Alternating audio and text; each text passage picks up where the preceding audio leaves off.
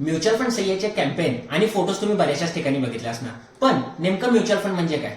आता ज्यांना mutual fund म्हणजे काय माहिती आहे त्यांना हे कळत नाही की 4000 स्कीम्स मधल्या कोणत्या चांगल्या स्कीम्स मध्ये पैसे इन्व्हेस्ट केले पाहिजेत, कसं आपण mutual fund through wealth create करू शकतोय. मित्रांनो, एक सिंपल एक्झाम्पल घ्या. जर कोण 1000 रुपये महिना एसआयपी करतंय तर 30 वर्षामध्ये तीच व्हॅल्यू 60 लाख 61 लाख रुपयेपर्यंत पोहोचते. मग आज म्युच्युअल फंड मध्ये इन्व्हेस्ट न करण्यामागचं कारण की आपल्याला त्याबद्दल सांगितलं जात नाही, आपल्याला त्याबद्दल कळत नाही. पण आता ह्या सर्व प्रश्नांचं उत्तर आलेलं आहे संस्कार फायनान्शियल सोल्युशन.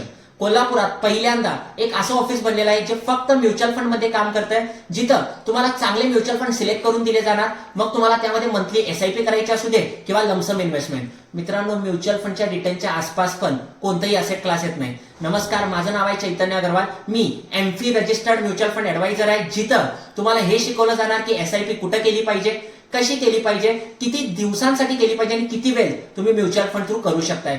ऑफिसला नक्की व्हिजिट करा, म्युच्युअल फंड मध्ये इन्व्हेस्टमेंट चालू करा, कारण सर्वजण म्हणतायत तेच खरंय, म्युच्युअल फंड सही आहे.